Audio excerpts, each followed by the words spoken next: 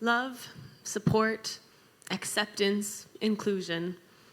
Growing up, I struggled to understand how these Christian values applied to how we treated everyone except queer people that are known to me at the time as homosexuals. I attended the same small, private, conservative Christian school from preschool through 8th grade. My bubble abruptly popped when I moved from an 8th grade class of 21 to a freshman class of 850.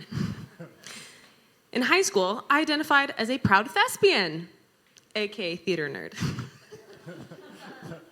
Being located in Gilbert, Arizona, my friends in the drama department were either gay or Mormon. Or later on, publicly gay and ex-Mormon. During those 4 pivotal years, I developed close relationships and had deep conversations with these people that shaped me significantly. But I was torn. I felt like I had to choose between religious obedience and authentically loving my friends. I didn't know how to reconcile love without support. Later, I attended Point Loma Nazarene University. My now husband, Jordan, and I were dating for basically all of college, so we got to journey through faith deconstruction together. It was confusing, it was hard, it was emotional, but I'm so grateful we were not alone in figuring it out. I enrolled in classes like human sexuality, psychology of religion, and pursuing goodness.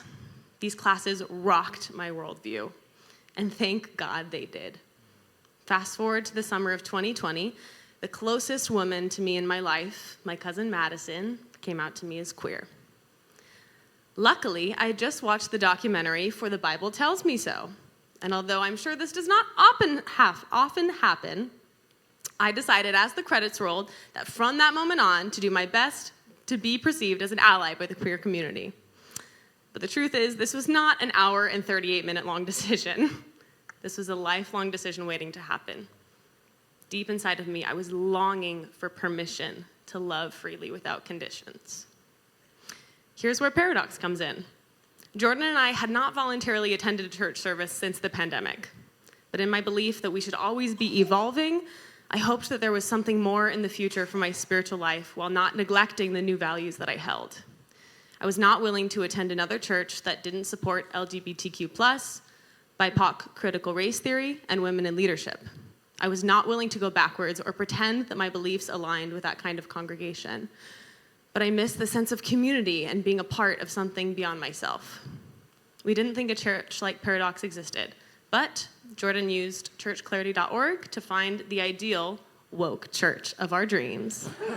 And here we are. Paradox has meant more to Jordan and I than we can express. Even though it's just been a few months, I've experienced deep, radical healing. On our first Saturday here, we attended in giddy disbelief as Esther, a trans woman pastor, was giving the sermon.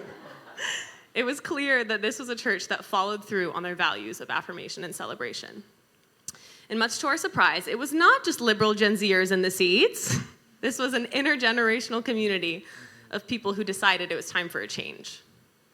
Paradox, for me, is an unproblematic, refreshing, and emotionally healthy place. We bring to light the misinterpretation, omission of context, and influence of human bias in translating scripture throughout history. We honor praise and lamentation equally. We use the inclusive version of the Bible, and we consider Olivia Rodrigo and Taylor Swift holy. How awesomely crazy are we? Before Paradox, I felt guarded, unsafe, and isolated at church. But at Paradox, I feel safe, free, and understood. Our simple mission of love and empathy gives me hope. I'm so grateful to call this place home.